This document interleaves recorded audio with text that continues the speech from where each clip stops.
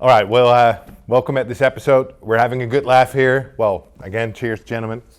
All right, cheers. Cheers. And cheers, everybody at home. So, well, we were having some laughs, but also we were having some pretty serious conversations about trafficking stuff, child exploitation stuff. And sad enough, these are things that we are dealing with every day within Shadow Dragon because we have a clientele that needs to deal with that. Now, you and we have been talking about child apps and how predators are active on that. I remember that you talked about Roblox. Mm-hmm. Can we talk about that? Yeah, sure. So one of the things that I think, one of the biggest problems I think that people have in understanding what child exploitation looks like is, you know, a lot of people maybe think it's like they go to the grocery store and somebody grabs their kid out of the car or out of the cart and they run off with them or something like that. And, you know, the reality is that's generally not what happens. A lot of times it's a longer game these guys play. And they're drawn to the places that children are at. Mm-hmm. And so we generally think, oh, well, where are children at? You think a playground, a school, a daycare, that kind of stuff. And realistically, that's true. And I'm sure there's those high profile stories where those things happen there, but that's really not where it's happening nowadays. It's happening on apps like Roblox. So Roblox has, and somebody can get in the comments and tell me I'm wrong, but I want to say the other day they hit 100 million concurrent users all at once. And you can get on that app and you can go into the search bar to look for groups and you can see role-playing shower buddy or role-playing face fart. And it'll be like groups where there's these people saying, you should sit on my face in this game and all this kind of stuff. And that's the obvious stuff. That's the obvious, like, oh my God, that's not cool at all. Mm-hmm. And then, but really what a lot of these guys are doing is they're getting into these apps, things like, it's like Fortnite, Roblox, even just like kids hanging out and playing games with people on Xbox or something. And they just kind of become their friend. And that's really where a lot of the actual problem starts. But it's like it's long-term grooming. It is, yeah, it is, and it's also kind of hidden from parents a lot. And so, I've talked to my kids. I've got a number of young kids, and one of the things I talk about a lot with them is if someone says, "Hey, this is a secret," or "Can you keep a secret?" That's a huge red flag, right? Totally. And another big red flag is, "Oh, you act older than you see. You seem a lot older than you are. Like, I didn't know you were 8. You seem like you're 15 or something, And so there's a lot of red flags like that. And that's kind of, that's really where the problem is happening from a grooming perspective. A lot of times is these apps, is these games and these kinds of things. And they seem relatively benign. And I think a lot of parents think they're safe and they're really not, And so that's I'll tell you a story. We were at a fundraiser a few years ago, actually. I think you were at the table with me. And it was for a nonprofit doing anti-human trafficking work. The guy sitting next to me, him and his wife, super successful, oh yeah, I remember they're super successful folks, he's an exec of a really big company. And I said, hey man, how did you find out about this? How'd you get here? And him and his wife were like, well, basically our 16-year-old boy got kidnapped. And I was like, what? And then they were like, yeah, like basically we have been hyper vigilant on this. We've been all about anti-human trafficking stuff. We've warned our kids. We thought we had everything, all of our ducks in a row. And he's like, and what happened was like our son had been talking to somebody on like some video game for the last 3 or 4 years, and he finally decided, well, I'm gonna go meet with this guy. Goes and meets with the guy, and boom, kidnapped. local law enforcement couldn't do anything. The Bureau couldn't do anything or didn't, or, I don't know the whole story there, but like basically they just started Googling like what nonprofits can help, right? So anyway, the nonprofit that they went with was using our tools, and that's why we were there to kind of help out with the whole fundraising and everything. And the guy said, "Look, man, like these analysts had helped save this kid within like 48 hours or something. But the problem after that was just, and luckily he wasn't abused during the process, but like it was absolutely devastating to our family structure. I mean, just the chaos and like, just think about how you feel like when something's stolen out of your car. Likewise, your kid, right? And it really hinged on this whole like long-term grooming activity, and then you started looking into all the different video game stuff and like all the grooming stuff, like, or just text-based analysis on it, and started seeing all the roadblock stuff. And I think that's super crazy, dude. Roblox is pretty wild. I would say if you've got kids and they're playing that, there needs to be guidelines for them, or just don't play it. Basically it's any app where you can communicate with another individual. I completely agree, but I think ones where children are naturally going to are going to be a little more hot. Yeah. But I agree with you. Obviously, anything where there's sort of a public interface that allows you to interact with someone, and then that turns to a private space. Right. So I think that's where a lot of that kind of grooming comes from. And then you also have just, sort of a more predatory aspect to things where you can just get on like Instagram or Facebook or anywhere where it's sort of a social media platform and look for children who are complaining about their parents. Yeah. It's pretty easy to find. You can just type the search into these platforms, and then as soon as you see these, I could just send 50 messages in a second to all these kids that are mad at their parents. Whatever. Oh yeah, I went through the same thing. I know what you're going through, whatever. And then you start getting into some of the other red flags that is like buying gifts. Hey, I'm mad at my parents. My life sucks. And then somebody buys a $200 iPhone SE and mails it to them. Oh, now they're good. They care about me. Yeah, but it's also about hiding in plain sight is what they do. Yeah. When I was building one of my courses, I was going into this topic because I think it's so important for every student to know about it. And just by going on YouTube, for example, and looking for young children getting a massage, and not looking for getting a massage, it is actual training videos on how to give children a massage after sports or something like that. But looking at the comments, just look in the comments, you would be amazed how much disturbing messages there are underneath. I would not miss a spot.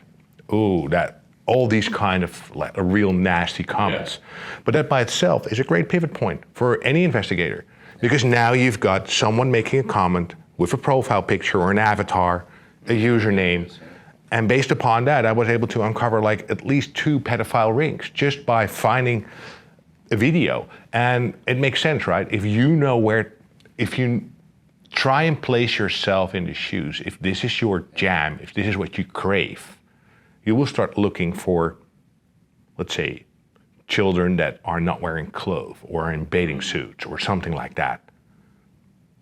And where do you find that content?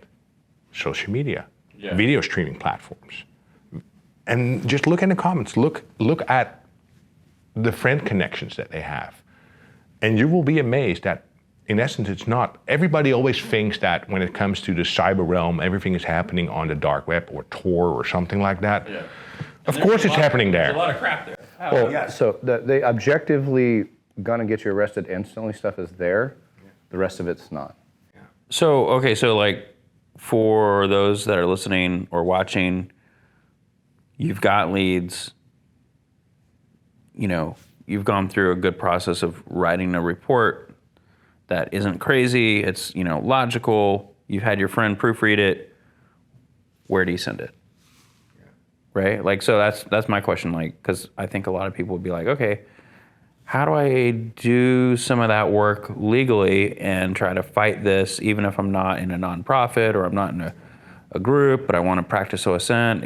Even though this is like pretty deep stuff. It's a real good question because in Europe, most laws prohibit you just to view that content. But if you're an investigator, even if you're on law enforcement, there are only some special units that are allowed to view that content.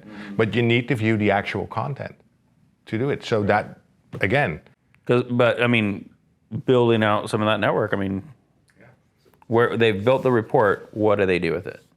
So that's my question. I mean, like I'll play the dumb guy here. It's like, I don't, I came out of the military as I don't, never had to deal with this type of stuff. And this is very new to me. But so can you expand, like, how do you catch these guys? Like, so actually that's a fantastic question because, I'll get on my soapbox for a minute. I think that the funding around this stuff is not where it should be. And the reason is because catching a child predator is kind of hard. Catching someone who's making child exploitation material is extremely hard. If you think about the idea of, like, and I'm speaking very humbly about law enforcement, not in a bad way, but it's pretty easy to pull someone over and go, hey man, you're talking kind of funny, blowing this thing. Oh, we stopped a drunk driver, and that's good, right? It's pretty easy to go, oh look, you reek of weed, there's a bunch of drugs in the back of the car, we got you. Mm-hmm. That's easy. The process for building out what you're talking about, you started at the beginning of it. You have to think like the predator. You have to, you have to get ahead of the predator in the game, and then you have to deal with the content, which is really horrific. It's really bad, and nobody likes it. And then you have laws that are even blocking you, even if you wanted to do it, that are limiting to that process. And then you have to build a case out, and and if you're targeting the producer, the one who's making most of the bad content or executing on a lot of this stuff, they're the smartest ones. The ones that are consuming it, they're easier. But even then, we're still in a game of going, I have to go to YouTube, I have to find the comments, I build out the platforms, I see what they're saying.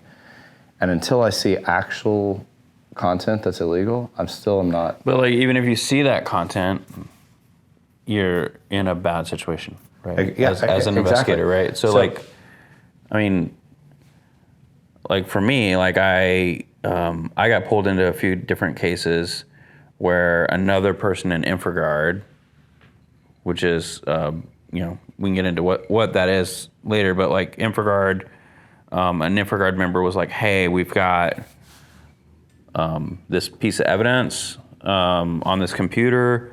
Can you figure out what else may be connected to this or what this means? And it wasn't a picture, it was like this, piece of text or whatever. And so, I was able to like analyze that, figure out people a part of a group without having to look at anything and say, oh, what they're talking about is obviously super weird and creepy and bad. And then hand that back over to them, and they hand it over to the FBI or whatever, right? That happened a few different times, and there's a fine line there, man. Like you go back into, all the way back to like late 90s, early 2000s, there was a group called EHAP, Ethical Hackers Against Pedophilia, right? EHAP.org. Some of those guys, it was a vigilante type thing to help identify pedophiles and take those dudes out or hand that over to law enforcement. And even like the collection methods that those guys did, even back then, some of those guys in EHAP got in trouble by how they collected the information, or they even had the information. Like, it's this weird thing. And so I think you got to be really careful with that. I don't really have an answer if there's a picture, and you're not in a corporate environment, or you're not in a, I don't know, like in the right legal structure. How are you going to bring that to law enforcement? Is there a tips line for this? I don't really know, right? Like, well, technically there is a solution. For all the known content out there, you could hash that. All the files could generate a unique hash, and you can share that hash list with any company, and they could throw that in their EDR or something like that, and just start matching it on hashes, so they don't have to see the content, and you get that hit. Oh, I'm just talking about like how to turn that stuff over if an investigator, if an investigator is like building out that dossier on those dudes in the YouTube comments, like, okay, cool, they've built that out, they've got a few findings, they've got a few things that are like, this is bad, we should look into this. Who are they going to turn that over? Are they going to turn over to NITMIC, the Bureau, or like, I think that's the question to be answered somewhere. That's what I was getting at is right now the structure is not good for this. And I don't mean it's not good for the United States, it's not good for the world. Yeah. And if you look at a lot of the task forces that work on this, they actually are in different countries. And the reason they're in different countries is because each country has different rules around what you can and can't do. And so it's very common for these task forces in the US to find somebody and then immediately go to the UK or somewhere, or the Australians and say, hey, we've got this guy who's an American, but he's doing, XYZ, but we can't mess with it. Like, we can't touch the actual crime. And that's absurd, in my opinion. And so there's two big problems, I think. Problem one is we're not putting enough money into it. And I know that's easy. So let me stop you there, because there's a hearing coming up on January 31st in the Senate. So like, where would you put funding? Where could we put funding? So I'll add it after you. Like, okay, the funding absolutely has to go in identifying analysts who are capable of this. Because the type of individual who can deal with this sort of thing is not a normal person. It's not. If I were to put 20 people in this room, maybe there's one who would be okay with working through this and be functional. And when I say okay, notice I said okay, I didn't say good with it, and their life is good and that's their job. They're okay with it. They can deal with it. The other 19, probably not. So it would be identifying that, and then the training around how do we train someone to build a case out that's this complex, because it's a very complicated process. Like I said, you start talking about crime scenes and you talk about a murder thing, and it's like, okay, grab the cell phone data off the scene, do the forensic analysts on the analytics on what we have in the room, and it's all these very simple things. It's all not simple, but it's very like a routine thing. And then you look at like, I also want to be, I know that's very hard. Anybody listening that has to do that, I know that's hard. But you start talking about, hey, I need you to find child exploitive producers on the internet. Where do you? It's not a crime scene. You have to find the crime scene. You have to build a path to it. You have to, okay, so like it's a difference, and I'm gonna put this kind of only in the U.S. context because I don't know how it is outside the U.S. Right? Like, so in the U.S. we have law enforcement. Law enforcement is there to enforce what they've been told to go enforce by the people they represent. And most of the intelligence capabilities has fallen over to the Bureau and some to DHS, right? But largely, like, local police departments and sheriffs, sheriff departments are not going to have an intelligence capability. So, like, I think that there's a hybrid thing that has to happen. Like, one, an intelligence capability for local law enforcement that's, somehow federal dollars are going to, or federal dollars or state dollars are going to creating that. And that's where I was going with that. Yeah. We have to identify who can do it, and we have to train them. And then the process for how to function in that world has got to be set up in a way where we're geared to be successful.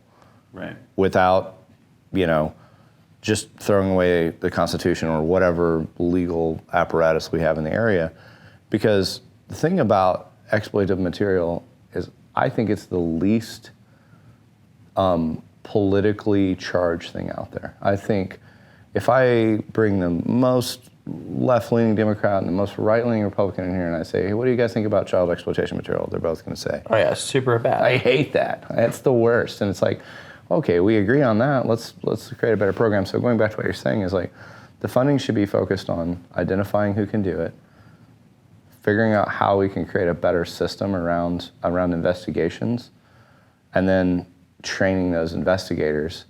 And then after that, supporting those investigators, because they're dealing with crime that's beyond, you said it yourself, you know, you're in the army, you know, your military stuff, and that's the kind of thing, like when you know, we all know this, when you go tell someone, hey, this guy abused a kid, I mean, people will say, I'd kill him, you know, that, and it's like, but if I say, hey, this guy's a Russian who fought against me in a war, he'd be like, yeah, that was his job, but he's a prisoner now, it's okay. You know, like, it's the mentality is very different, and so I think that it's a combination of a few things, but if the public doesn't care enough about it. Yeah, but that's it. I think the impact on society, that's what is not helping here in getting this acknowledged by society. Because if I see, let's say, well, look at, for example, for me as a European, we see footage coming from San Francisco all the time because there's so much, let's say, low lives and shit going on there. Pardon my French. Like there's like a shit map. Yeah. But that impacts society. It's visible. It's visible. You can see it.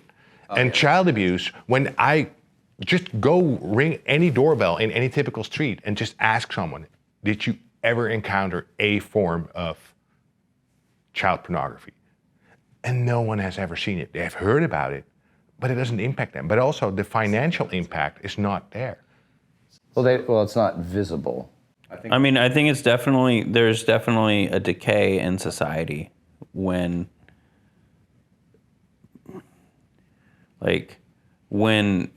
the child exploitation is growing.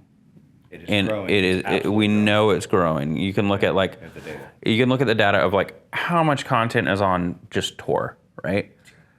It's like 30% of it at this point. Yeah, how much is our Tor collection? We've got Tor collection. We've had it for years and years and years. We've got stats on our redaction engine that auto identifies stuff before it ever gets into any systems. We've kept stats on like everything that we can identify that based on keyword or image or, you know, skin pigment or whatever. Like there's all these techniques that we've been using to watch and drop that at the door before anything gets inserted into our platform. What's the increase in that over the years? Oh, right? it's up hundreds and hundreds of percent. Like, you know, Tor used to be a place where I would tell people, oh, the dark web's where a bunch of nerds hang out and argue over malware and try to steal credit cards. But that's changing. It's turning into just forums of child exploitation material. We're redacting. I bet we'll hit 50% in the next year or two. Like 50% of all content coming from Tor. So do you think that we're older, right? Do you think there's some kind of like cognitive dissonance with the demographics? You know, like maybe I'm ignorant to it, but I feel like it doesn't happen enough to you know, have a lot of attention given to it. I know it's a horrible thing, but how do we bridge that gap? Like, how do we talk more about it in a constructive way? I think one of the ways that helps with that is I think you know, you always want to be careful of. You've seen the St. Jude's commercials with the kids. Yeah. They're like sick. And you're like, oh my God, that sucks. Yeah, I just take my money. Yeah, I'd take my money. Yeah. I do actually think there's an aspect to that because a lot of the people that are victims of this, and this is absolutely horrific, but a lot of them actually kind of go back into it because they don't know anything else. They've been conditioned to the point that they will go find a boyfriend pimp or whatever and just kind of go back to it because they don't know a lot. And so from a societal impact, and I'm being cold and kind of, you know, societal discussion about it, but they're just kind of stuck. They're in this bad place when they could just be raising a family or being being a professional or whatever. And so it's like there's this huge impact on society just purely from just a dollar's perspective, but not the way we see. We got this cartel and we got all the cars and we got all the guns and we sell them, and so. But well, hang on one sec. So the thing about how do we bridge that gap?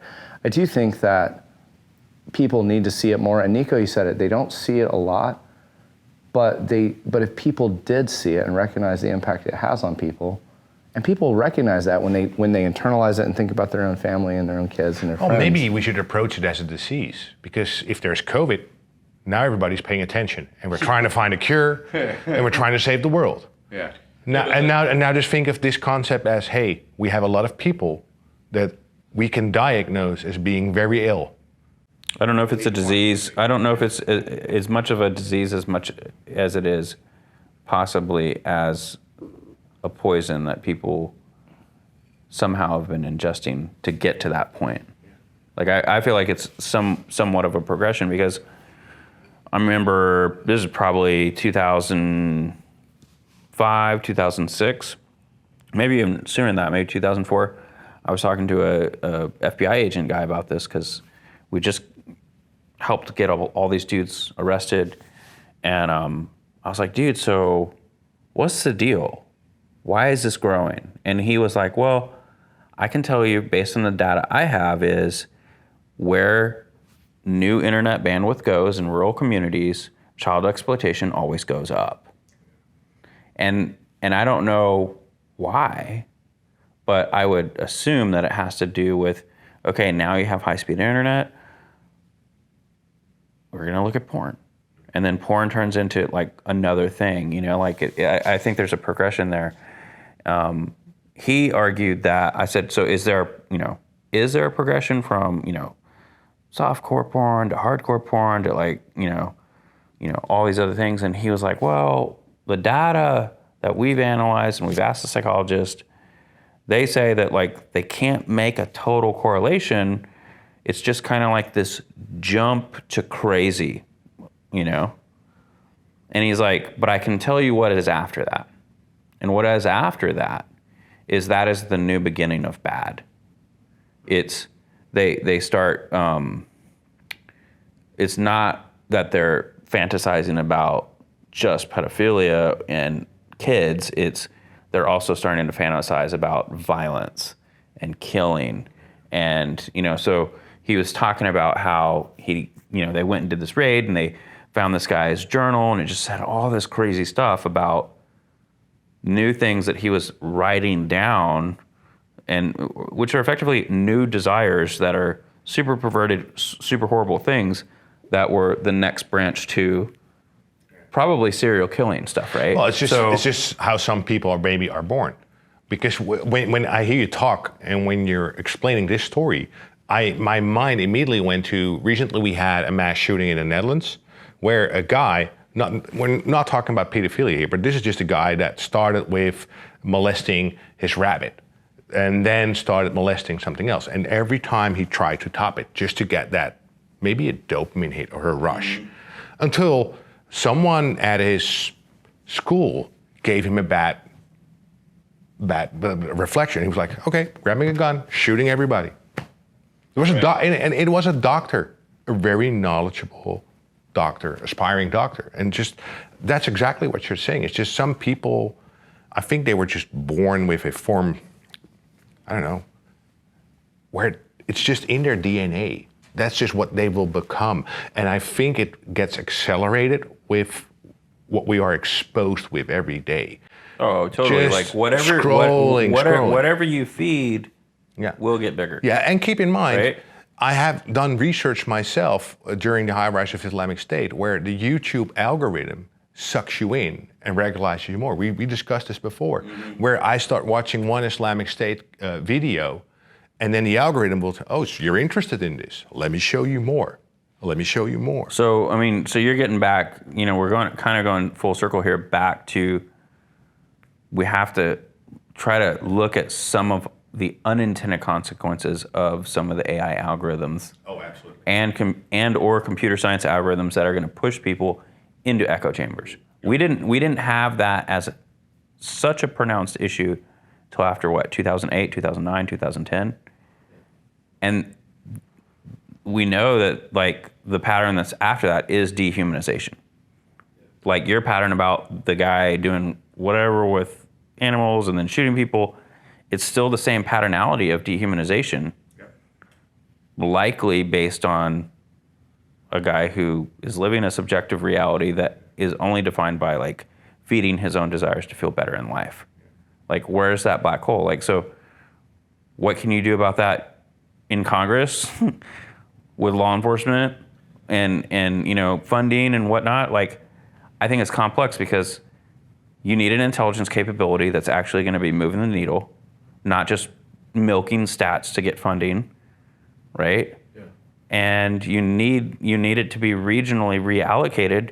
I mean, DHS is a good structure, right? But like, they're definitely better than how the Bureau is working it. But most of all that is reactive in nature, not proactive as a domestic intelligence capability. Well, you talk about, you know, the difference between going after child exploitation versus a cartel, and I think of like, you know, the big sprawl of like, you know, 10,000 kilos of cocaine on the boat, like, yay, we got them, yay. But no one talks about, you know, the success of countering a child exploitation case. So what if That's why that's actually why I was talking about the people that come out of that. Yeah. Those stories are I think really important because there's people that are rescued and do get away from it and get away from the world and they're you know I mean I know a number of people that have been rescued from that, and like those stories need to be out there because, you know, I think that most people are not going to get mad. Like if I just pulled out a mirror and did a line of coke on this podcast, most people wouldn't be too mad. If I started doing some child exploitive stuff, there'd be a drone flying by this window trying to shoot me or something, you know. So it's like, you know, the impact to society and just what is right and wrong is like, that needs to be highlighted strongly. And it's not just about money, it's about not allowing chaos or evil in a society or with people or with your own kids or with, I mean, it's subjectivity versus objectivity too, though. You know, there's a definite tension between that. It also has to do with feeling uncomfortable. Because always when it comes to the topic sex, everybody has sex, everybody watches porn, but no one ever talks about it.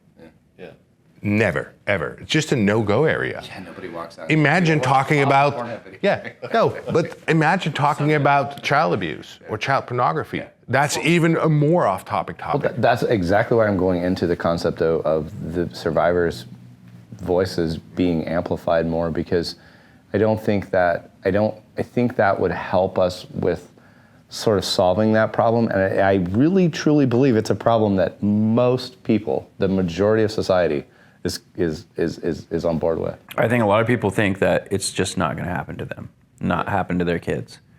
And so what do they do with that? They end up giving their kids a freaking phone, right? I play Roblox.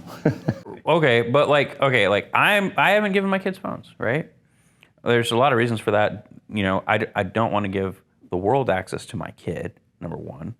And then number two, like, I kind of don't want to deal with any chaos that comes from it, right? Like, I want them to reach out to people. I want them to not be hit by this dopamine hit of like, that's a whole. We do a whole podcast right, on, but no, on that. I'm just explaining some of my own stuff, right? So, but I think like parents need to think about like, look, man, you're raising adults. You're not raising kids.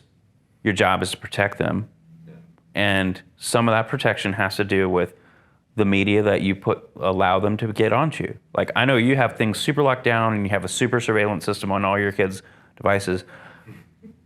Elliott needs to write that up as a how to do this, right? Like, because I haven't even done it yet. But I just got work on a podcast. That's the first time that's happened.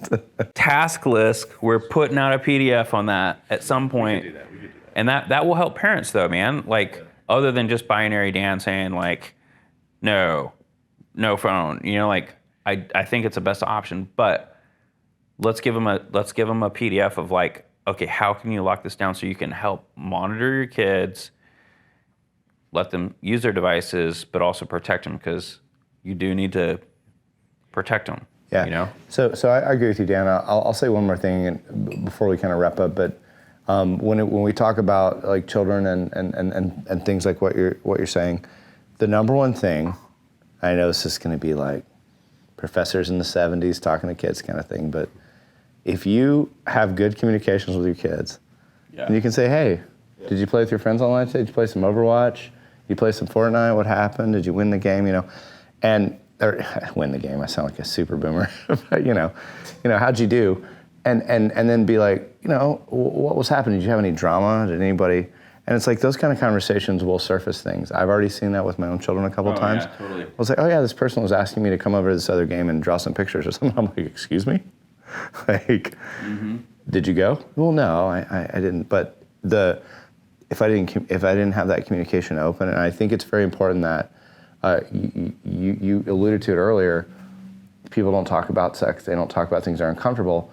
And a lot of kids don't feel confident or comfortable talking with their parents about what's going on in their life. And as long as you're only jumping on the things that are dangerous, and not just like, well, your friend sounds like a moron. You have to like, oh. No. Yeah. Oh, sorry. I mean, we for us, we have a rule with the kids we don't tell them it's a rule, but we basically say, look, man, if somebody brings up the topic of private parts or secrets. Secrets is a big one, yeah. You just come and talk to us, because the only people who can talk about that kind of stuff is within the family. Like it's your mom and your dad. Yeah. If it's your uncle, your niece, your nephew, like all of them, that's like, this is the wall of trust, right here, I just really wanted to just put that out there as like, if your kids are online and they are going to be at some point, even if you kick their phone away, they're going to have one eventually. It's the open, it's the communication aspect and making sure that you're not shaming them and you're being kind to them when they do screw up and saying, well, that wasn't the best thing, but let's talk about why. I think that's really important. So. Last comment. I think that's spot on, because we are losing lack of interest in our own children because we are so connected to our own devices. I'm guilty of it myself, where I've had numerous times where my daughter's saying, hey, I'm talking to you. I'm like, oh, I'm sorry. Oops. Yeah, I'm sorry. Yeah. And that's just the world we're living in. Yeah. No, I completely. Yeah. No, I think that, we talk about the progression of a child exploiter or whatever, but I think about the data that we have. Like, what if we published that and talked about it and kind of flipped that script? Like, what if we exposed more people to the fact that it is out there? Because I would never think, I'm guilty of it myself. Like, that would never happen to me. My kids are too young to have phones or video games yet, but this is frightening to me. We can absolutely do something like that. We've got some really good data on that. And Dan, you mentioned publishing a guide. I have no problem writing that down. I've talked a number of times about the red flags I talked about on the podcast. Basic upset guides for your kids. Yeah, but we can absolutely do that. It's pretty straightforward. We could use Roblox. We can use data from Fortnite. We can use data from a lot of different things to show, that sort of thing. But All right, I think that's it for today. Thank you, everybody.